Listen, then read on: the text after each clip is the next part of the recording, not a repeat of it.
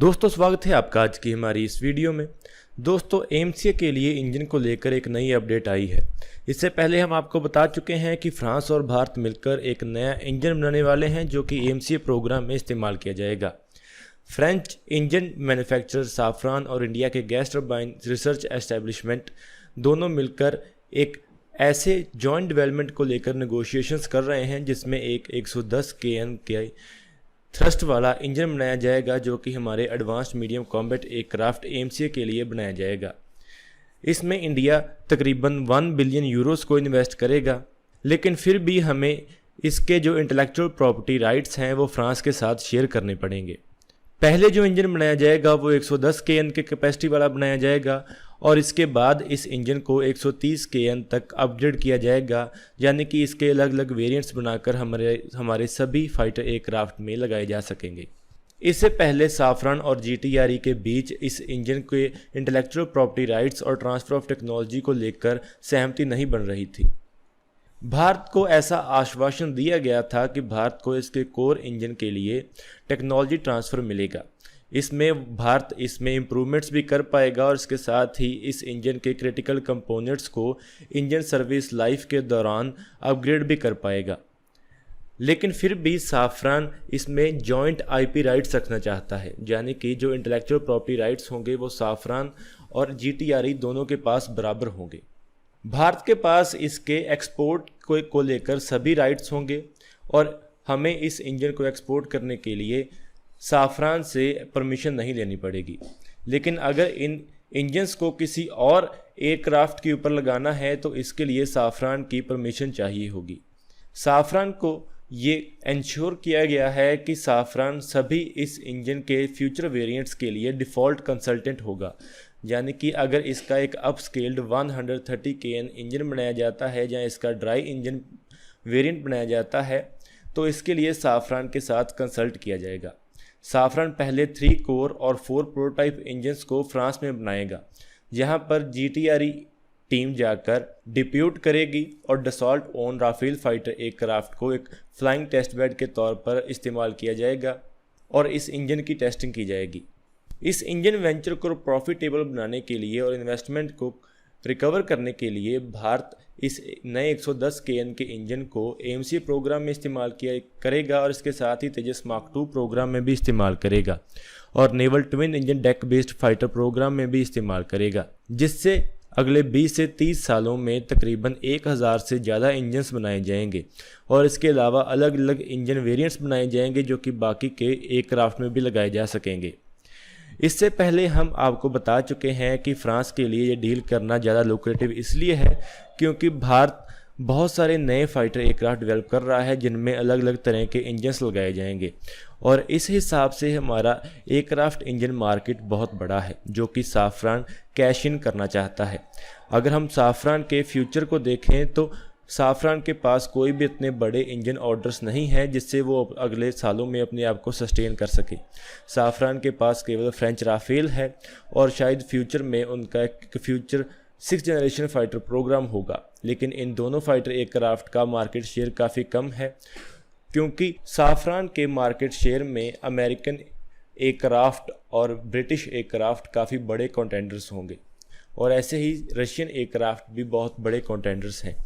तो साफ्रान अपने आप को सस्टेन करने के लिए भारतीय मार्केट में एंटर होना चाहता है और इसीलिए वो अपनी टेक्नोलॉजी देकर ये गैम्बल कर रहे हैं कि वो भारतीय मार्केट में बहुत लंबे समय तक सेल कर पाएंगे और अपने आप को रेलेवेंट रख सकेंगे और ऐसा करने के साथ वो काफ़ी लंबे समय तक अपना बिजनेस जनरेट कर पाएंगे और प्रॉफिटेबल रहेंगे। तो चलिए अभी इस डील के बारे में जानते हैं कि इसमें और कौन से एस्पेक्ट्स हैं और ये इंजन कैसा होने वाला है। दोस्तों आज की इस तारीख में भारत को किस चीज़ की सबसे ज़्यादा ज़रूरत है? भारत को ज़रूरत है सेल्फ रिलायंस की, आत्मनिर्भर बनने की। हम हर क्षेत्र में आत्मनिर्भर बनना चाहते हैं और यही काम हम डिफेंस मैन्युफैक्चरिंग में भी करना चाहते हैं। तेजस फाइटर एयरक्राफ्ट को बनाकर हमने एरोस्पेस इकोसिस्टम बनाने में अपना पहला कदम उठाया है। लेकिन चाहे कि हमने तेजस फाइटर एयरक्राफ्ट को बना लिया है और फ्यूचर में तेजस मार्क 2 जैसे फाइटर एयरक्राफ्ट भी बना लेंगे और twin engine deck based fighter aircraft जैसे एयरक्राफ्ट भी बना लेंगे, लेकिन एक कमी हम अभी तक दूर नहीं कर पाए हैं, वो है इंजन की। हमारे देश ने जो अभी तक इंजन बनाए हैं वो इतने अप टू द मार्क नहीं हैं कि वो हमारे एयरक्राफ्ट को पावर कर सके, और हमें एक ऐसे इंजन की ज़रूरत है जो कि हमें आत्मनिर्भर बना सके। जैसा कि हम देख चुके हैं कि एक देश के ऊपर जब सैंक्शंस लगा दिए जाते हैं या दूसरे देश उसके विरुद्ध हो जाते हैं तो उसका क्या हाल होता है। उस देश की अर्थव्यवस्था पूरी तरह खत्म हो जाती है, और ऐसा ही अगर उस देश के खिलाफ युद्ध छेड़ दिया जाए तो वो युद्ध भी वो देश हार जाएगा जो कि पूरी तरह आत्मनिर्भर नहीं होगा। तो इसलिए आज हम 125 kN थ्रस्ट क्लास वाले इंजन की बात करेंगे जो कि सुखोई 30 MKI को भी पावर कर सकेगा। दोस्तों, जैसा कि हम जानते हैं कि GTRE और साफरान के बीच बातचीत चल रही है जिसमें एक नया 110 kN थ्रस्ट पावर वाला इंजन बनाया जाएगा जो कि हमारे AMC फाइटर एयरक्राफ्ट को पावर करेगा। ये एक M88 4 इको कोर का इस्तेमाल करेगा। M88 कोर वो कोर है जो कि राफेल विमान के अंदर इस्तेमाल किया जाता है। इसी कोर के इस्तेमाल से भारत एक नया 110 kN थ्रस्ट वाला इंजन बनाने वाला है जिसमें 75 kN का ड्राई थ्रस्ट होगा और 110 kN का वेट थ्रस्ट होगा। ये 110 kN की पावर वाला इंजन हमारे तेजस मार्क 2 एयरक्राफ्ट को भी पावर कर सकेगा, twin engine deck based fighter aircraft को भी पावर कर सकेगा और AMC फाइटर जेट को भी पावर कर सकेगा। लेकिन इतनी पावर होने के बावजूद भी ये हमारे सुखोई 30 MKI फाइटर एयरक्राफ्ट को पावर नहीं कर पाएगा जो कि हमारी इंडियन एयरफोर्स की बैकबोन है। और इसी कमी को दूर करने के लिए और सुखोई 30 MKI फाइटर एयरक्राफ्ट को सुपर सुखोई स्टैंडर्ड के ऊपर अपग्रेड करने के लिए हमें एक 125 kN की पावर वाले इंजन की ज़रूरत है जो कि हमें इस 110 kN के इंजन को अपग्रेड कर या अपस्केल कर मिल सकता है। हम इस 110 kN के पावर वाले इंजन को अपस्केल कर एक 125 kN थ्रस्ट क्लास का इंजन बना सकते हैं जिससे कि हम हमारे सुखोई 30 MKI फाइटर एयरक्राफ्ट को पावर कर सकते हैं। हमारे सुखोई 30 MKI फाइटर एयरक्राफ्ट में अभी AL-31 FP इंजन लगाया गया है जो कि 122 kN के करीब पावर जनरेट करता है।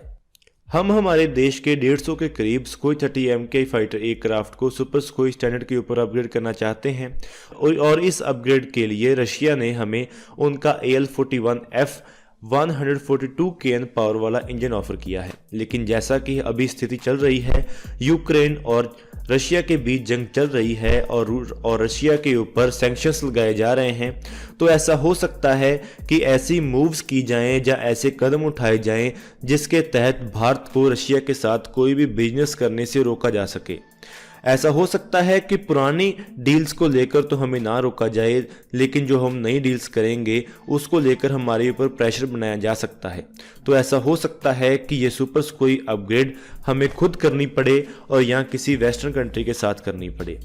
तो क्योंकि ये एक रशियन प्लेटफॉर्म है तो रशिया भी ये नहीं चाहेगा कि इसमें किसी वेस्टर्न इंजन का इस्तेमाल किया जाए या किसी ऐसी इक्विपमेंट का इस्तेमाल किया जाए जिससे कि उनको कोई हानि पहुंचे। तो हम एक ऐसे इंजन का इस्तेमाल कर सकते हैं जो कि हमने खुद मिलकर बनाया है और फ्रांस के साथ मिलकर बनाया है, जो कि एक 125 kN थ्रस्ट क्लास का इंजन होगा जो कि हम इस एयरक्राफ्ट में इस्तेमाल कर सकेंगे। ऐसा बताया गया है कि इंडो फ्रेंच कंपनीज इतनी कॉन्फिडेंट हैं कि एक 125 kN के इंजन को बनाया जा सकेगा जो कि 7 साल से कम के समय में फ्लाइट टेस्ट के लिए तैयार होगा और 9वें साल में ये प्रोडक्शन में एंटर हो जाएगा। और इसके साथ ही ये इंजन ऐसे बनाया जाएगा कि ये भारत के ड्राई और ह्यूमिड एनवायरनमेंट में अच्छी तरह काम कर सके। यहाँ पर आपको बता दें कि ऐसी पहले भी खबरें आती रही हैं कि जो वेस्टर्न इंजन्स हैं वो इंडियन क्लाइमेट के अनुसार अच्छी तरह काम नहीं करते हैं और इनका थ्रस्ट इंडियन एनवायरनमेंट कंडीशंस में 10 से 15% कम हो जाता है और इसके कारण इनकी परफॉर्मेंस के ऊपर काफ़ी असर पड़ता है। लेकिन जो इंजन हमारे देश में खुद बनाया जाएगा और जो हमारे क्लाइमेट कंडीशंस के हिसाब से ट्यून्ड होगा वो हमारे क्लाइमेट कंडीशंस में बहुत अच्छी तरह काम कर सकेगा। और इसके साथ ही ये जो 125 kN थ्रस्ट वाला इंजन होगा, इसमें एक रिड्यूस्ड रडार सिग्नेचर होगा, इम्प्रूव्ड हीट मैनेजमेंट होगी, जिसके इस्तेमाल से जिस ही एयरक्राफ्ट में इसका इस्तेमाल किया जाएगा उसका रडार क्रॉस सेक्शन कम हो जाएगा और उसका हीट सिग्नेचर भी कम हो जाएगा, जिससे कि मॉडर्न कॉम्बैट कंडीशंस में उसकी सर्वाइवेबिलिटी भी काफ़ी बढ़ जाएगी। और इसी के साथ ही हमारा देश या DRDO एक ही तीर से दो शिकार कर लेगा। वो ऐसे कि हम एक इंजन तो डेवलप कर ही रहे हैं और इसके साथ ही साथ हम उसी इंजन को अपस्केल कर कर हमारे सभी फाइटर एयरक्राफ्ट में उसका इस्तेमाल कर सकते हैं और हर तरह से सेल्फ रिलायंट हो सकते हैं। तो इसीलिए ये प्रोजेक्ट हमारे लिए काफ़ी इम्पोर्टेंट होने वाला है और इसी प्रोजेक्ट में आगे चलकर एक 125 kN थ्रस्ट क्लास वाला इंजन ज़रूर डेवलप किया जाना चाहिए। तो दोस्तों आज की इस वीडियो में इतना ही। अगर आपको ये वीडियो अच्छी लगे तो आप इसको जरूर लाइक और शेयर करें। Thanks for watching this video. जय हिंद, जय भारत।